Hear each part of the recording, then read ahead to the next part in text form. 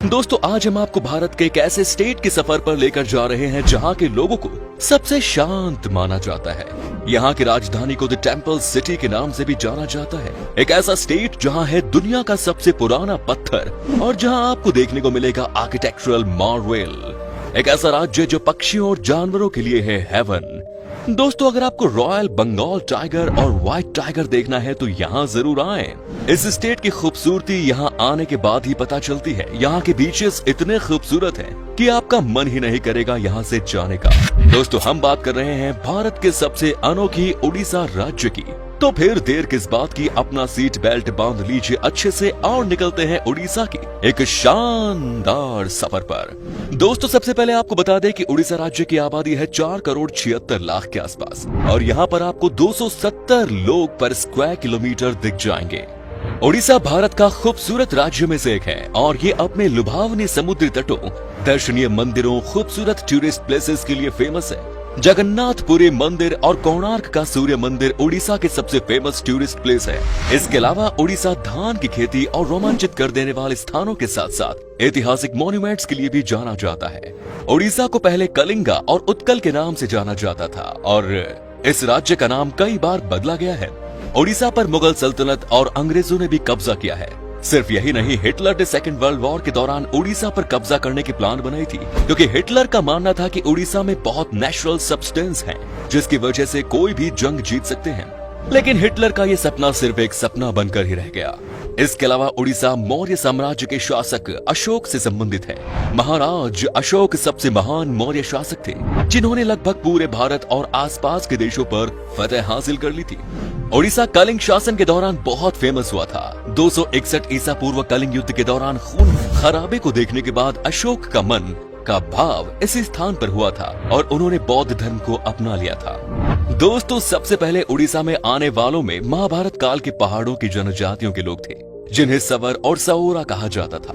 उड़ीसा का एग्जिस्टेंस प्राचीन काल से है, इसीलिए यहाँ कई तरह के मॉन्यूमेंट्स हैं जो अब वर्ल्ड हेरिटेज साइट्स में शामिल हैं। और इसके अलावा भी कई सारे अलग अलग मॉन्यूमेंट्स हैं जो कि आज उड़ीसा की वास्तुकला में चार चांद लगा रहे हैं।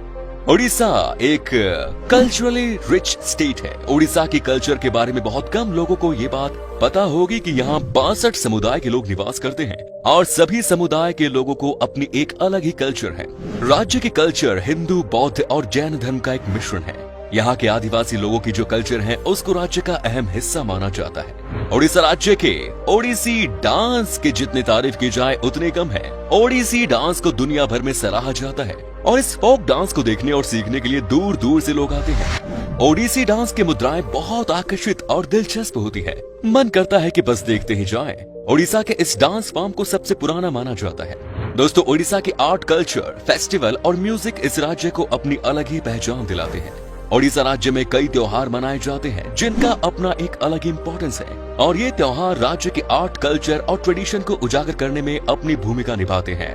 उड़ीसा के कुछ प्रमुख त्योहारों में शामिल है कलिंग फेस्टिवल, चंदन यात्रा जो कि एक 21 दिनों का आकर्षित त्योहार है, दुर्गा पूजा जो कि सितंबर से अक्टूबर महीने में मनाए जाने वाले त्योहार है, कोणार्क डांस फेस्टिवल और जून जुलाई के महीने भगवान जगन्नाथ की यात्रा देखने लायक होती है। इसके अलावा उड़ीसा में आप सैंड आर्ट, फैशन और रॉक शो, एक्सीलेंट फूड और एडवेंचर स्पोर्ट्स एक्टिविटीज का आनंद भी ले सकते हैं। उड़ीसा में बोली जाने वाली मुख्य भाषा उड़िया है। यहाँ पर 4.5 करोड़ लोग उड़िया भाषा बोलते हैं, लेकिन इसके अलावा यहाँ कुछ अलग भाषाओं का भी इस्तेमाल किया जाता है। इसमें से संभलपुरी भाषा प्रमुख है। सोने चांदी पर की जाने वाले तार की खूबसूरत कारीगरी के लिए उड़ीसा को एक अलग ही पहचान मिलती है और ये फ्लिग्री के नाम से जाने जाते हैं। इस आर्ट को गौर से देखने पर पता चलता है कि सोने और चांदी पर कितनी बारीकी से काम किया गया। आपकी जानकारी के लिए बता दें कि रिपब्लिक डे की झांकी में उड़ीसा के इस खूबसूरत कारीगरों को शामिल किया जाता है।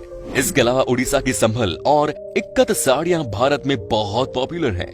यहाँ साड़ियां हाथों की कारीगरी यानी कि हैंडलूम से बनाई जाती है। दोस्तों भारत में हनुमान जी की सबसे बड़ी मूर्ति उड़ीसा की पापोंश में स्थित है और ये स्थान हनुमान वाटिका के नाम से फेमस है। उड़ीसा के सबसे धार्मिक जगह पुरी के जगन्नाथ मंदिर और भगवान जगन्नाथ की रथ यात्रा वर्ल्ड फेमस है और कोणार्क के सूर्य मंदिर को देखने के लिए हर साल लाखों टूरिस्ट आते हैं। ब्रह्मपुर के पास जोगदा में स्थित राजा अशोक का फेमस शिलालेख और कटक का बारबाटी किला भारत के आर्कियोलॉजिकल हिस्ट्री में बहुत इंपॉर्टेंट है। राज्य के 64% से भी ज्यादा लोग एग्रीकल्चर पर डिपेंडेंट हैं। कुल 87 लाख 89,000 हेक्टेयर भूमि पर सिंचाई की फैसिलिटीज अवेलेबल है। चावल, तिलहन, मूंगफली, दाल, जूट, गन्ना, नारियल, हल्दी जैसे फसलें यहाँ उगाई जाती हैं। बात की जाए यहाँ की लिटरेसी रेट की तो ये 81%, यानी कि यहाँ पर हर 100 में से 81 इंसान पढ़े लिखे हैं।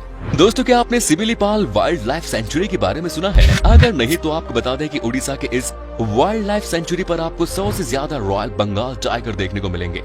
दोस्तों, उड़ीसा के लोगों के बीच में भी मछली खाने का बड़ा शौक है। कोलकाता की तरह यहाँ पर 100 से ज्यादा स्पीशीज की मछलियाँ मिलती हैं और उनसे तरह तरह की लाजवाब रेसिपीज बनाई जाती हैं। अगर आपको उड़ीसा जाने का मौका मिले तो आप यहाँ के खाने का जायका जरूर लीजिएगा। सिर्फ मछलियाँ ही नहीं दोस्तों, उड़ीसा में भी आपको तरह तरह की मिठाई खाने को मिलेंगी। यहाँ मिठाई खाना सबको पसंद है। दिन हो या रात, खाने के बाद कुछ मीठा तो यहाँ चलता ही है। उड़ीसा की मिठाई भी बहुत ही अलग तरह की होती है। यहाँ पर आपको खाने के लिए रसगुल्ले से लेकर रस मलाई तक सब मिल जाएंगे। दोस्तों, उड़ीसा का मौसम भी बहुत ही कमाल का होता है। यहाँ पर हमेशा बारिश होती है और इसीलिए यहाँ पर आपका दिल लगा रहेगा। राज्य में चारों तरफ हरियाली है और जब बारिश होती है तो उसके बाद तो यहाँ का नजारा ही अलग लगता है। चारों ओर देखकर ऐसा लगता है कि मानो जन्नत हो। यहाँ पर साफ सफाई का भी खूब ख्याल रखा जाता है। आपको यहाँ कहीं भी गंदगी नहीं मिलेगी। चलिए अब बात करते हैं उड़ीसा की उन जगहों की जहां आप घूमने जा सकते हैं और साथ ही हम बताएंगे आपको कितना पैसा खर्च करना पड़ेगा उड़ीसा घूमने के लिए। नंबर 1 इज जगन्नाथ मंदिर। इसे 12वीं सेंचुरी में गंगा राजवंश के शासक द्वारा बनवाया गया था। पूरी दुनिया में मशहूर रथ यात्रा का सबसे फेमस फेस्टिवल यहाँ मनाया जाता है। यहाँ पूजे जाने वाले मुख्य देवताओं में भगवान जगन्नाथ, भगवान बलभद्र और देवी सुभद्रा है। लोग भगवान जगन्नाथ का आशीर्वाद लेने के लिए जिंदगी में एक बार उड़ीसा जरूर जाते हैं। ये मंदिर 4 धाम यात्रा में भी आता है, जो है पुरी, द्वारिका, रामेश्वरम और बद्रीनाथ। मंदिर शहर के बीचों बीच एक ऊंचे चबूतरे पर बना है। करीब 7 मीटर ऊंची दीवारों से घिरा ये मंदिर देखने में बेहद खूबसूरत लगता है। मंदिर में जाने के भी नियम है और गैर हिंदू को जाने की परमिशन नहीं है। Next is Bhubaneswar. दोस्तों, ये है खूबसूरत राज्य उड़ीसा की राजधानी शहर। मंदिरों का शहर के नाम से जाना जाने वाला भुवनेश्वर उड़ीसा में घूमने के लिए सबसे अच्छे टूरिस्ट प्लेसेस में से एक है। उड़ीसा की राजधानी के रूप में जाना जाने वाला ये शहर लंबे समय तक राजा शिशुपाल के शासन में था। ये हिस्ट्री, हेरिटेज और अर्बनाइजेशन का एक एक्सीलेंट एग्जाम्पल है। भुवनेश्वर में आपको अद्भुत मंदिर और उन पर किया गया काम, वाइल्ड लाइफ सेंचुरी, गुफाएं जैसे कई भव्य चीजें देखने को मिलेंगी। धौली हिल्स, उदयगिरी और खंडगिरी गुफाएं, बिंदु सरोवर, नंदन कानन जूलॉजिकल पार्क यहाँ के मेजर अट्रैक्शंस हैं। आप यहाँ पर आराम से घूम सकते हैं और सबसे अच्छी बात है कि इस शहर में आपको एक से बढ़कर एक लोकल डिशेस खाने को मिलेंगी। भुवनेश्वर शहर काफी सस्ता भी है। Next is Puri. उड़ीसा में स्थित पुरी ईस्ट इंडिया के एक खूबसूरत शहर है जो राजधानी भुवनेश्वर से सिर्फ 60 किलोमीटर दूर है। पुरी में कई खूबसूरत मंदिर मौजूद हैं, जिनमें से सबसे पॉपुलर है भगवान जगन्नाथ जी के मंदिर। अगर आप किसी मरीन जगह पर छुट्टियां मनाने का प्लान बना रहे हैं तो आपको एक बार पुरी जरूर जाना चाहिए। ये जगह 4 धाम यात्रा में भी महत्व रखती है। पुरी बीच फेस्टिवल, पुरी जगन्नाथ मंदिर, चिल्का झील और बर्ड सेंचुरी और गुंडीचा घर मंदिर यहाँ के मेजर अट्रैक्शंस हैं। नेक्स्ट इज कोणार्क मंदिर। दोस्तों, कोणार्क एंशियंट आर्ट और स्कल्पचर पटभूमि है और उड़ीसा का सबसे अच्छा डेस्टिनेशन है। भारत के 7 अजूबों में से एक कोणार्क का सूर्य मंदिर की नक्काशी को देखने के लिए यहाँ साल भर टूरिस्ट की भीड़ जमा रहती है। ये मंदिर यूनेस्को वर्ल्ड हेरिटेज साइट्स की लिस्ट में भी शामिल है। कोणार्क सूर्य मंदिर के मुख्य देवता भगवान सूर्य नारायण है। अद्भुत मंदिरों के अलावा शहर में समुद्र तट देखने के साथ साथ यहाँ एक एंटरटेनिंग आर्कियोलॉजिकल म्यूजियम भी है। Next is Jaipur. Nature lovers के लिए जयपुर उड़ीसा के सबसे देखे जाने वाले टूरिस्ट प्लेसेस में से एक है। जयपुर शहर 16वीं सेंचुरी में सूर्यवंशी राजवंश द्वारा स्थापित किया गया था। पूर्वी घाट पर्वतमाला के बीच स्थित जयपुर उड़ीसा में घूमने के लिए सबसे पॉपुलर जगहों में से एक है, जो घने जंगलों, धुंध में छिपी घाटियों से मिली हुई है और यहाँ की खूबसूरत झरने देश भर से टूरिस्ट्स को आकर्षित करती हैं। Next is Paradip. देश के सबसे इम्पोर्टेंट और सबसे पुराने बंदरगाहों में से एक ऐतिहासिक पारादीप जगत सिंहपुर जिले में स्थित है।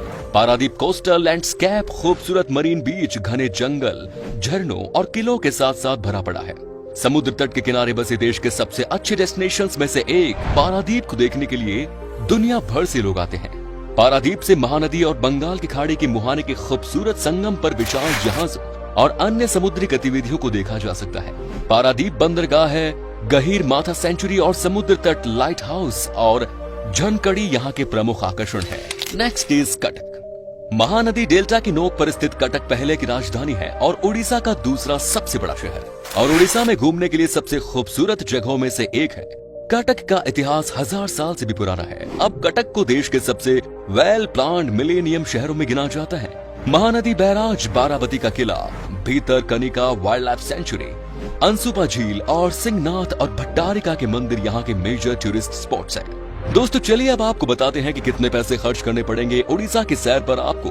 अगर आप अकेले सफर पर हैं तो आपको हफ्ते में लगभग 15,000 रुपए खर्च करने पड़ेंगे और यहाँ आपको कम से कम पैसों में होटल मिल जाएंगे रहने के लिए।